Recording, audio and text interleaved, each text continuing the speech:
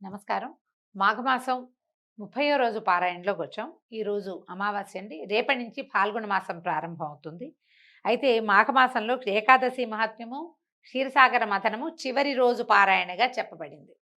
మాఘమాసమందు నదీ స్నానం చేసి మాఘమాస వ్రతాన్ని ఆచరించిన వాళ్ళకి అశ్వమేధ యాగం చేసినంత ఫలితం అబ్బుతుంది. అలాగే ఈ మాఘమాస ఏకాదశి వ్రతం చేసి ఉపవాసం ఉన్నవారు వైకుంఠ ప్రాప్తిని పొందగలుగుతారు. మాఘంలో ఏకాదశిని చేసి సత్ఫలితాన్ని పొందినటువంటి దేవతల కథను చెప్తున్నాం వినమంటున్నారు. పూర్వకాలం నందు ఒకనాడు దేవతలు రాక్షసులు క్షీరసాగరాన్ని మధించి అమృతాన్ని సంపాదించాలనే అభిప్రాయానికి వచ్చారు. మందర పర్వతాన్ని కవ్వంగాను, వాసుకి అనే మహాసర్పాన్ని కవ్వపు తాడిగాను చేసి, అంటే మన పర్వతాన్నేమో కవ్వం చేశారు, దాన్ని చిలకడానికి ఒక తాడు కావాలి, అటు ఇటు దాన్ని కదపడానికి. ఆ తాడుగా వాసుకి అనే మహాసర్పాన్ని చేసి క్షీరసాగరాన్ని మధించారు. తలవైపు రాక్షసులు, తోకవైపు దేవతలు ఉండి మధిస్తుండగా మొదట లక్ష్మీదేవి, అంటే మొట్టమొదట మనం హాలాహలం వచ్చిందని చెప్తాం కదా, వరుస క్రమం కొంచెం ముందు వెనకలుగా చెప్తున్నారు. మొదట లక్ష్మీదేవి పుట్టింది. లక్ష్మీదేవిని విష్ణుమూర్తి భార్యగా స్వీకరించాడు. పిమ్మట ఉచ్చైశ్రవం అనే గుర్రము, కామధేనువు, కల్పవృక్షము ఇవి కూడా వచ్చినాయి. వాటన్నిటినీ విష్ణువు యొక్క ఉద్బోధతోటి దేవేంద్రుడు భద్రపరిచాడు. తర్వాత చంద్రుడు, ఎంతోమంది వచ్చారు, అప్సరసలు, రత్నాలు, మణులు, ఎన్నో రకాల ఓషధులు అవన్నీ పుట్టినాయట. అవన్నీ పుట్టినాయి. ఆ తర్వాత పాల సముద్రాన్ని ఇంకా ఇంకా మధించేసరికి లోకభీకరమైన ఘన తేజస్సుతో ఒప్పారేటువంటి అగ్నితుల్యమైన హాలాహలనే విషం కూడా బయటకు వచ్చిందట. ఆ హాలాహల విషజ్వాలలకి సమస్త లోకాలు సర్వనాశనం అయిపోవటం మొదలుపెట్టాయి. దేవతలు రాక్షసులు భయపడి ఆ శైరోపకకి పారిపోయారు. సర్వులు సర్వేశ్వరుని శరణ్జొచ్చారు. మహాప్రభు శంకర శరణ్ శరణు, హాలాహలం మమ్మల్ని అందరినీ హరిపోతోంది, నువ్వే మాకు శరణు, ఈ ఉపద్రవాన్ని ఉపశమింపజేసేవాడివి నువ్వే నాయన, కాబట్టి మమ్మల్ని రక్షించు సర్వేశ్వర అని పరిపరి విధాలుగా ప్రార్థించారు. బోళాశంకరుడైన సాంబశివుడు వారిని కరుణించి వెంటనే ఆ కాలకూట విషాన్ని తన కంఠంలో భరించాడు. దాన్ని ఇట్లా చేత్తో తీసుకొని దానిలో మింగేశాడట. అయితే ఇక్కడ కంఠం దిగకుండా కంఠంలోనే ఉంచుకున్నాడు. అందుకనే గరళకంఠుడు, కాలకంఠుడు, నీలకంఠుడు అయ్యాడు స్వామి. అయితే ఈ కాలకూట విషాన్ని పానం చేసినందుకు ఆయన కంఠం నీలంగా మారింది. అందుకే ఆయనకి నీలకంఠుడనే పేరు వచ్చింది. మరల దేవదానవులు అమృతం కోసం పాల సముద్రాన్ని ఇంకా ఇంకా మధించారనమాట. ఎంతగానో మధిస్తే అప్పుడు ఇక పాయస పాత్రని, అమృత పాత్రని ధరించి ఉన్నటువంటి ధన్వంతరి ఉద్భవించాడు. ఆయన పట్టుకొచ్చాడనమాట.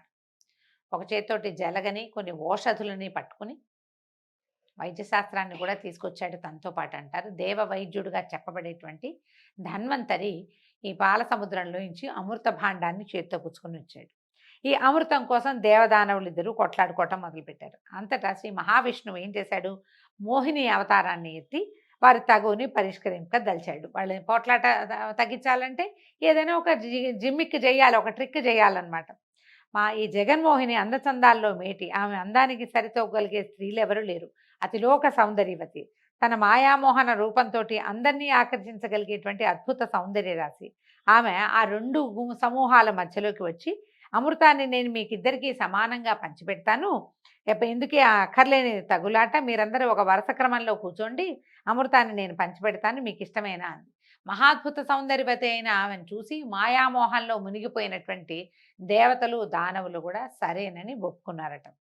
సరే, ఇది రాక్షసులు కూడా పరవశించిపోయారు ఆమె సౌందర్యానికి. దాంతో మాట్లాడకుండా ఊరుకున్నారు. రాక్షసులందరూ ఓ వరుసలో, దేవతలందరూ ఇంకో వరుసలోని ఆసీనులయ్యి ఉన్నారు. జగన్మోహిని రెండు భాండాలను తీసుకుని ఒక దాంట్లో సురని, ఇంకో దాంట్లో అమృతాన్ని నింపి నర్తిస్తూ, మురిపిస్తూ, మైమరపిస్తూ, వయ్యారపు నడకలతోటి చిరునవ్వులు చిందిస్తూ రాక్షసుల్ని ఊరిస్తూ, సురను రాక్షసులకి, వాళ్ళకి అర్థం కాకుండా సురనేమో రాక్షసులకి, అమృతాన్నేమో దేవతలకి పోయటం మొదలుపెట్టిందట. మందభాగ్యులైన రాక్షసులు ఇదేమీ గమనించకుండా ఆమె అద్భుత సౌందర్యానికి మురిసిపోతూ పరవశించటం మొదలుపెట్టారు.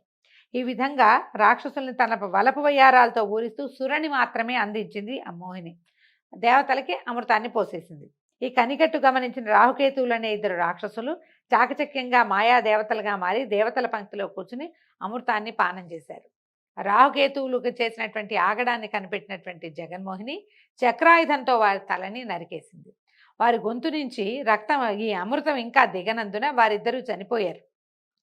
అంటే సగభాగం దిగిన వాడికేమో ముఖం పోయి కిందది, దిగని వాడికేమో ముఖం ఉండి కిందది లేకుండా అలా అయ్యాడని చెప్తారు. అయితే వీళ్ళిద్దరూ చనిపోయారు. ఈ మోసానికి రాక్షసులు దేవతలు గొడవపడ్డారు. చివరికి రాక్షసులు విసుగు పొంది అమృతం మాకక్కర్లేదు, మాకేం భయం లేదనుకుని వెళ్ళిపోయారు. శ్రీ మహావిష్ణువు మిగిలిన అమృతాన్ని దేవేంద్రులకు ఇచ్చారు. త్రిమూర్తులు ముగ్గురు అదృశ్యమైపోయారు.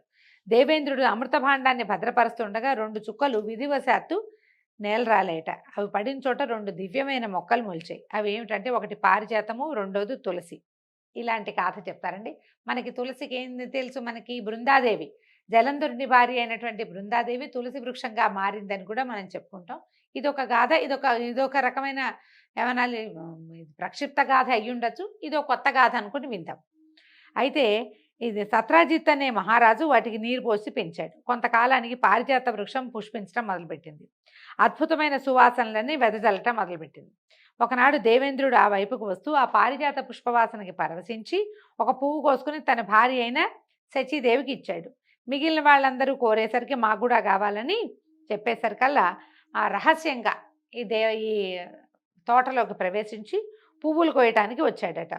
అంతకుముందే ఎవరో తమ తోటలోని పారిజాత పుష్పాలని అపహరిస్తున్నారని అనుమానం వచ్చిన సత్రాజిత్తు శ్రీ మహావిష్ణువుకు పూజ చేసి మంత్రించిన అక్షతలను పారిజాత పువ్వులపైనను వనమంతా చల్లాడట. దేవేంద్రుడు పారిజాత పువ్వులు తెంచుతూ ఉండగా అక్షింతల మహిమ వల్ల, విష్ణువు యొక్క ప్రభావం వల్ల మూర్ఛపోయాడట. ఆ సంగతి తెలిసినటువంటి దేవతలందరూ నారదుడిని బతిమలాడగా అప్పుడు నారదుడు కృష్ణుడి వద్దకు వెళ్ళి విషయాన్ని వివరించాడు. అంతా కృష్ణుడు తన మామగారైన సత్రాజిత్తు వద్దకు బయలుదేరాడు. ఇది ఎక్కడి గాథ ఎక్కడికి కలిపారో చూడండి. చిత్రమైన గాథగా ఉంది. మాఘమాసంలో చెప్పబడింది, విందామంతే. సత్రాజిత్తు దగ్గరికి వెళ్ళాడు. ఇప్పుడు ఈ భూమి మీద సత్రాజిత్తు ఈ వృక్షాలని పెంచాడు అంటే అప్పటికి కృష్ణావతారం ఉందని ఎట్లా చెప్తారు? కృష్ణావతారం తర్వాత ఎప్పుడో వచ్చిన అవతారం కాదా? ఇలాంటి ప్రశ్నలు వేయకుండా వినేయాలి, పుకిటి పురాణమైనా సరే. అయితే ఈయన భక్తిపరాయణుడైన సత్రాజిత్తు తమ అమోఘమైన శక్తితో అలరాడుతూ ఉండేవాడు. భగవంతుడైన కృష్ణుడు అతడికి మహావిష్ణువు రూపంలో కనిపించి అతనికి వరప్రసాదం ఇచ్చి ఎన్నో రకాల వరాలిచ్చి అమృతతుల్యమైనటువంటి పారిజాత వృక్షాన్ని దానికి అర్హుడైన దేవేంద్రుడికే ఇప్పించాడు. అలాగే తులసిని తన సన్నిధిలో ఉండమని చెప్పగా నాటి నుంచి తులసి శ్రీ మహావిష్ణువు సాన్నిధ్యంలో ఆయనతో సమానంగా పూజలు అందుకోవటం మొదలుపెట్టింది. అందుకే తులసిని పూజిస్తే కనుక సర్వ సౌభాగ్యాలు సిద్ధిస్తాయి. అంటే అమృతం నుంచి తులసి జన్మించింది అని చెప్తున్నారనమాట. ఈ రకమైన గాథలు, ఎన్నో రకాల గాథలు మనం వీటిలలో వింటామండి. పుక్కిటి పురాణాలుగానే మనం వీటిని చెప్పుకోవాలి. అయినా కూడా తులసి చెట్టు పారిజాత వృక్షము సమానమని, ఇవి రెండు అమృతం నుంచి జన్మించినాయని, మధ్యలో సత్రాజిత్తు ఎటా వచ్చాడు అనే ఒక అనుమానం ఉంటుంది. కానీ మనకి అయినా కూడా ఈ రెండు అమృతతుల్యమైనవి. ఆ స్వర్గంలో పారిజాత వృక్షం దేవతల్ని మెప్పిస్తుంటే భూలోకంలో మనం తులసి చెట్టు మన ఊరికే చాలా సులువుగా పెరుగుతుంది. పారిజాతంతో సమానమైన చెట్టుగా తులసిని పూజించండి అని చెప్పటమే ఈ కథ యొక్క ఆంతర్యం. ఈ కథ చెప్తూ మాఘంలో తులసి పూజ చేసినా కూడా విష్ణు పూజ చేసిన దాంతో సమానం. మాఘమాసంలో తులసి చెట్లు పెట్టుకోవచ్చు, ఎవరికైనా దానం ఇవ్వచ్చు. అవన్నీ కూడా అమృతాన్ని దానం చేసిన ఫలితాన్ని కలగజేస్తాయని పురాణంలో చెప్పబడింది. ఈ విధంగా సూత మహర్షి సౌనకాది మహామునులందరితోటి, మహర్షులారా, వశిష్ఠుల వారు దిలీపునికి తెలియజేసినటువంటి మాఘమాస మహాత్మ్యము, మాఘస్నాన మహిమ మీకు తెలియజేశాను. మీరు తలపెట్టిన పుష్కరయజ్ఞం కూడా పూర్తిగా వచ్చింది. కాబట్టి సర్వులు మాఘమాస వ్రతాన్ని, నదీ స్నానాలను నియమనిష్టలతో చేసి ఆ శ్రీహరి కృపకి పాత్రులు కండి. మాఘమాసపు చివరి రోజుల్లో వచ్చేటువంటి మహాశివరాత్రి పర్వదినాన్ని కూడా ఎల్లరూ నదీ స్నానం చేసి మహాశివరాత్రికి ఉపవాసం చేసి జాగరణ చేసి మరునాడు మళ్ళీ నదీ జలాలతో స్నానం చేసి మాఘమాస వ్రతాన్ని పూర్తి చేయండి. శ్రీమన్నారాయణుడికి పూజలు జరపండి, విష్ణువాలయాల్ని దర్శించండి. మాఘమాసం 30 రోజులు క్రమం తప్పకుండా మిక్కిలి భక్తి శ్రద్ధలతోటి, ఏకాగ్రతతోటి, చిత్తశుద్ధితోటి మహావిష్ణువుని మనసారా పూజించినచో సకలైశ్వర్య ప్రాప్తి, పుత్రపౌత్రాభివృద్ధి, వైకుంఠ ప్రాప్తి మరియు కైలాస ప్రాప్తిని కూడా, చివరి రోజున మనం చేసేది శివపూజ కాబట్టి కైలాస ప్రాప్తిని కూడా పొందుతామని తెలియజేశారు. సర్వే జనా సుఖినో భవంతు. దీంతో మాఘపురాణం పూర్తయిందండి. మళ్ళీ వచ్చే సంవత్సరం అవకాశం ఉంటే కలుసుకుందాం. నమస్కారం.